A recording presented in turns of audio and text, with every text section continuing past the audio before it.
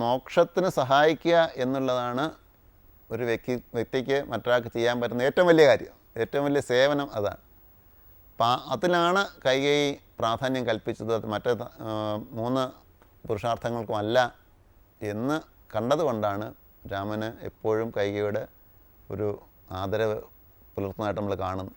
പലപ്പോഴും രാമൻ കൈകേയിയാണ് ആദ്യം വന്നിക്കുന്നത്, സ്വന്തം മാതാവിന് വന്നിക്കുന്നതിനേക്കാൾ ഉപരിയായിട്ട് കൈകേയിയാണ് വന്നിക്കുന്നത്.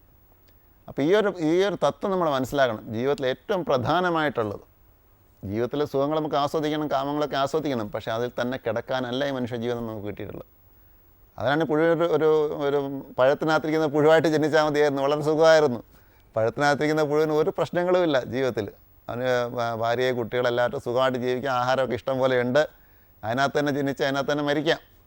അപ്പോൾ ഒരു അല്ലലും ഇല്ലാതെ ജീവിക്കാൻ പറ്റുന്നൊരു ജീവിതമാണ് ഒരു പുഴുവിൻ്റെ ജീവിതം. മനുഷ്യനൊക്കെ എന്തെല്ലാം പ്രശ്നങ്ങളും തരണം ചെയ്യാനുണ്ട്, ഇതൊന്നും ഒരു പുഴുവിനില്ല. അപ്പോൾ നമ്മളെക്കാളും സുഖം, ഭൗതിക സുഖമാണ് അനുഭവിക്കുന്നതെങ്കിൽ, ഇന്ദ്രിയ സുഖമാണ് അനുഭവിക്കുന്നത്, ഒരു പുഴുവിന് ജന്മം കിട്ടുന്നതാണ് നല്ലത്. പക്ഷേ അതല്ല മനുഷ്യജന്മം കൊണ്ട് നേടാനുള്ളത്. ഭൗതിക സുഖങ്ങൾക്കപ്പുറം ഒരു സുഖമുണ്ട്, ഒരു ആനന്ദമുണ്ട് എന്ന് ഋഷീശ്വരന്മാർ, അനുഭവസ്ഥരമായ ഋഷീശ്വരന്മാർ പറഞ്ഞു വെച്ചിട്ടുണ്ട്. നല്ല മാർഗ്ഗങ്ങൾ അവർ ഉപദേശിച്ചിട്ടുണ്ട്. ആ മാർഗ്ഗങ്ങളിൽ കൂടി പോകണമെങ്കിൽ ഇതിൽ കുറേയെങ്കിലും നമ്മളിതിനൊരു നിയന്ത്രണം, ഇതിനെ കുറേയെങ്കിലും നമ്മൾ ഉപേക്ഷിക്കാൻ തയ്യാറാകും. അപ്പോൾ ഇതിനോടുള്ള അന്ധമായ ബന്ധം നമ്മൾ ഉപേക്ഷിക്കാൻ തയ്യാറായാൽ മാത്രമേ മുക്തിമാർഗത്തിലെ കാലെടുത്ത് വയ്ക്കാൻ പറ്റുകയുള്ളൂ. അപ്പോൾ ഇത് ഈ രാമായണത്തിലെ ചില കഥാപാത്രങ്ങൾ കൂടി ഇത് വളരെ ഭംഗിയായിട്ട് ചിത്രീകരിക്കുന്നുണ്ട്. അതിലൊന്നാണ് കൈകേയിയുടെ ഈ ഒരു ഭാവം നമ്മൾ മനസ്സിലാക്കിയിരിക്കേണ്ടത്. അതുപോലെ മറ്റൊന്നാണ്, നമുക്ക് പലപ്പോഴും രാമനെ കുറിച്ച് നമ്മൾ പറയാറുണ്ട് 2-3 കുറ്റങ്ങൾ. പ്രധാനപ്പെട്ട കുറ്റം ഒന്ന് ബാല്യവധമാണ് പറയാറുള്ളത്. നമുക്കും തോന്നുന്നു എന്തുകൊണ്ട് രാമൻ മറഞ്ഞു നിന്ന് ബാലിയെ അമ്പെയ്തു കൊന്നു. ബാക്കി എല്ലായിടത്തും രാമൻ ഏത് യുദ്ധക്കളത്തിലും രാവണനോട് പോലും പോയി വിശ്രമിച്ചിട്ട് തിരിച്ചു വാ എന്നൊക്കെ പറയുന്നുണ്ട്. അപ്പോൾ എതിരാളിയോട് പോലും ഒരു കാരുണ്യം കാണിക്കാൻ, കൃപ കാണിക്കാൻ തയ്യാറാകുന്ന രാമൻ ബാലിയെ മാത്രം എന്തുകൊണ്ട് ഒളിഞ്ഞു നിന്ന് കൊന്നു എന്ന് ചോദ്യം വരാവുന്നതാണ്. അതിനുത്തരം ബാലിയുടെ ആ മരണ രംഗം നമ്മൾ പഠിക്കുകയാണെങ്കിൽ അവിടെ നിന്ന് നമുക്ക് ലഭിക്കുന്നുണ്ട്.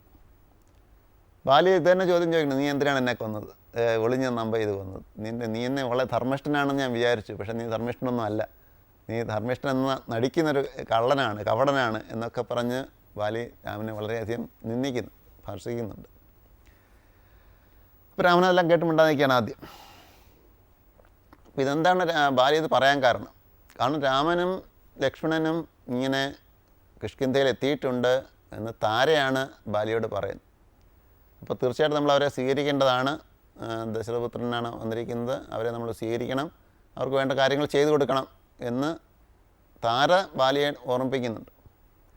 അപ്പോൾ ബാലി പറയുന്നൊരു കാര്യം, അവർക്ക് എന്താവശ്യമുണ്ടെങ്കിൽ ഞാൻ ചെയ്തു കൊടുക്കാൻ തയ്യാറാണ്. അവരെ എന്തെങ്കിലും ആവശ്യമുണ്ടെങ്കിൽ എന്നെ സമീപിച്ചാൽ ഞാൻ അവർക്ക് ചെയ്തു കൊടുക്കാൻ തയ്യാറാണ്. ഇപ്പോൾ സീതയെ നഷ്ടപ്പെട്ട കാര്യം വരെ ബാലിക്ക് അറിവുണ്ടായിരുന്നു എന്നാണ് നമ്മൾ മനസ്സിലാക്കേണ്ടത്. അപ്പം മരണസമയത്ത് ബാലി പറയുന്നുണ്ട്, നീ ഒന്നും പറഞ്ഞിരുന്നെങ്കിൽ ഞാൻ രാവണനെ പിടിച്ചുകെട്ടി ഇവിടെ കൊണ്ടുവരുമായിരുന്നു, സീതയെ അതേപോലെ നിൻ്റെ മുമ്പിൽ എത്തിക്കാൻ സാധിക്കുമായിരുന്നു എന്ന് പറയുന്നുണ്ട്. അപ്പോൾ ഇതൊക്കെ പറയുമ്പോൾ നമ്മൾ മനസ്സിലാക്കേണ്ട ഏറ്റവും പ്രധാനപ്പെട്ടൊരു കാര്യം, ബാലിക്ക് എന്തുകൊണ്ട് രാമൻ ബാലിയുടെ അടുത്ത് പോയില്ല. രാവണനെ വളരെ നേരത്തെ പരാജയപ്പെടുത്തിയിട്ടുള്ള ആളാണ് ബാലി. നിഷ്പ്രയാസം രാവണൻ്റെ നിന്ന് സീതയെ തിരിച്ച് വീണ്ടെടുക്കാൻ കഴിയുന്ന ആളാണ് ബാലി. പക്ഷേ രാമൻ പോയത് താരതമ്യേന ദുർബലനായ സുഗ്രീവൻ്റെ അടുത്താണ്. സുഗ്രീവൻ ആവശ്യപ്പെട്ടിട്ടൊന്നുമില്ല രാമൻ അങ്ങോട്ട് ചെന്ന്. രാമൻ അങ്ങോട്ട് പോയിട്ട് സഹായം അഭ്യർത്ഥിക്കുകയാണ്. സ്വന്തം ജീവൻ പോലും രക്ഷിക്കാൻ പാടുപെടുന്ന സുഗ്രീവൻ്റെ അടുത്ത് പോയിട്ട് സീതയെ വീണ്ടെടുക്കാൻ സഹായം അഭ്യർത്ഥിക്കുകയാണ് രാമൻ ചെയ്യുന്നത്. അപ്പോൾ ഇവിടെ നമ്മൾ കാണേണ്ട വലിയ കാര്യം, ബാലിക്ക് സ്വന്തം ശക്തിയിൽ പൂർണ്ണ വിശ്വാസം ഉണ്ടായിരുന്നു. നമുക്കെല്ലാവർക്കും ഉള്ളൊരു വലിയ അപകടമാണ്. നമുക്ക് നമ്മുടെ അറിവിലും കഴിവിലൊക്കെ ഉറച്ച വിശ്വാസമാണ്. ആ വിശ്വാസം വേണം താനും, ആ വിശ്വാസം തീർച്ചയായിട്ടും നമുക്ക് ആവശ്യമാണ്.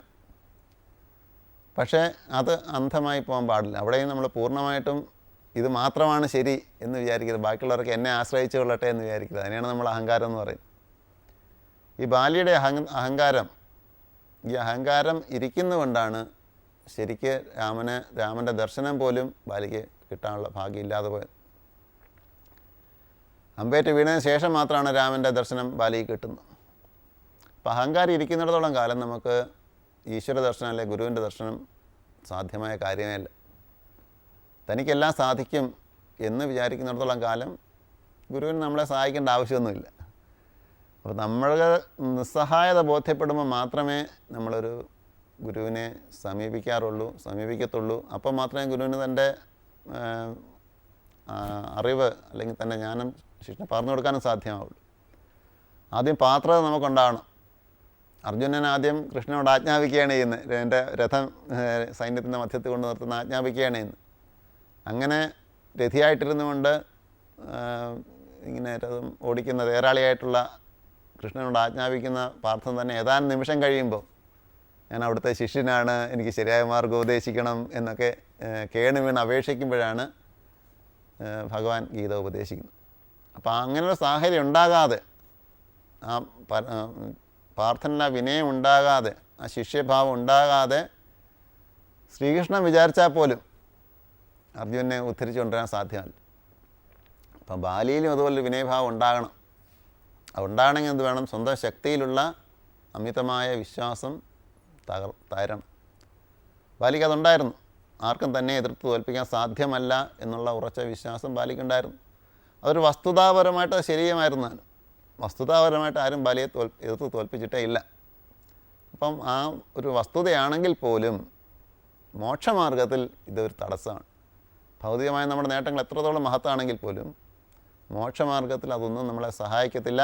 അതിലുള്ള നമ്മുടെ അഭിമാനബോധം ഇല്ലാതാകാതെ നമുക്ക് മോക്ഷമാർഗത്തിൽ ചുവടുപോലും വയ്ക്കാൻ സാധ്യമല്ല. അപ്പോൾ ബാലിയെ സംബന്ധിച്ച് തിരിച്ചറിവ് ബാലിക്കുണ്ടായി. താരയുടെ ഇഷ്ടമില്ലാതെ സുഗ്രീവൻ ജീവിച്ചിരിക്കെ സുഗ്രീവൻ്റെ പത്നിയെ, തൻ്റെ അനുജൻ്റെ പത്നിയെ സ്വന്തമാക്കിയ തെറ്റാണ്. ആ തെറ്റിനുള്ള ശിക്ഷ എന്നുള്ളതിനൊക്കെയാണ് ഞാൻ എന്നെ ഈ രീതിയിൽ കൊല്ലാൻ കാരണമായത് എന്ന് ശ്രീരാമൻ വിശദീകരിക്കുമ്പോൾ അത് ബാലി അംഗീകരിക്കുന്നുണ്ട്. ആ ഒരു തിരിച്ചറിവ് ഉണ്ടാകുമ്പോൾ തൻ്റെ അധർമ്മത്തിൻ്റെ ഫലമാണ്, തൻ്റെ കർമ്മത്തിൻ്റെ ഫലമാണ് താൻ ഇപ്പോൾ അനുഭവിക്കുന്നത്, അധർമ്മത്തിൻ്റെ ഫലമായിട്ടാണ് എനിക്കിങ്ങനെ മരണം ഉണ്ടായത് എന്ന് ബോധ്യപ്പെടുമ്പോൾ ബാലി അത് വിനയപൂർവ്വം അംഗീകരിക്കുകയും മാത്രമല്ല സ്വന്തം മകനെ പോലും തന്നെ വധിച്ച ശ്രീരാമൻ്റെ സംരക്ഷണയിൽ ഏൽപ്പിക്കുകയും ചെയ്തു. അപ്പോൾ ശ്രീരാമൻ്റെ മഹത്വം, ശ്രീരാമൻ്റെ ഈശ്വരത്വം അത് ബാലിക്ക് തിരിച്ചറിയാൻ കഴിഞ്ഞത് സ്വന്തം ശരീരശക്തിയിൽ, ദേഹശക്തിയിൽ ഉണ്ടായിരുന്ന വിശ്വാസം ദേഹാവസാനത്തോടുകൂടി ദേഹം എന്തായാലും നശിക്കുന്നതാണ്. ദേഹം എത്രമാത്രം പ്രബലമായ ശരീരം, എത്ര ശക്തമായ ശരീരം നമുക്കുണ്ടെങ്കിലും അതിനൊരു അവസാനം തീർച്ചയായിട്ടും ഉണ്ട്. അപ്പോൾ ശരീരത്തിനെ ആശ്രയിച്ചുള്ള നമ്മുടെ എല്ലാ അഭിമാനവും അതിന് അവസാനമുണ്ട് എന്നുള്ള തിരിച്ചറിവ് എപ്പം നമുക്കുണ്ടാകുന്നു അപ്പോഴേ നമുക്ക് ആത്മീയതയിൽ ഒരു ചുവടെങ്കിലും മുമ്പോട്ട് വയ്ക്കാൻ പറ്റൂ. അപ്പം ബാലിക്ക് ഈ ഇതുണ്ടായിരുന്നു, ഈ അഹങ്കാരം ഉണ്ടായിരുന്നു. എൻ്റെ ദേഹബോധത്തിലുള്ള അഹങ്കാരം ഉണ്ടായിരുന്നു. ഈ അഹങ്കാരം ഇല്ലാതായപ്പോഴാണ് ബാലിയുടെ ഉള്ളിൽ ആ സുഗ്രീവനുള്ള വിരോധം മുഴുവൻ മാഞ്ഞു. ശരിക്കും ആ ഒരു സാധകന്, ബാലി എല്ലാ ദിവസവും 3 നേരം സന്ധ്യാവന്ദനമൊക്കെ ചെയ്യുന്ന ആളാണ്, നല്ല ഈശ്വരഭക്തനാണ്. അപ്പം ആ സാധനയുടെ എല്ലാം ഫലം ബാലിക്ക് ലഭിക്കുന്നത് തൻ്റെ മനസ്സിൽ നിന്ന് സുഗ്രീവനുള്ള വെറുപ്പ് പൂർണ്ണമായിട്ട് മാഞ്ഞു പോയപ്പോഴാണ്. രാമനോടുണ്ടായിരുന്ന അവജ്ഞ മാഞ്ഞു പോയപ്പോഴാണ്. ഇതെല്ലാം മാഞ്ഞു പോവുക എന്നുള്ളതാണ് ഒരു മോക്ഷമാർഗത്തിലേക്ക് ലഭിക്കുന്ന ഒരാളുടെ ജീവിതത്തിലെ ഏറ്റവും വലിയ ഒരു ലക്ഷണം, ഒരു അടയാളം.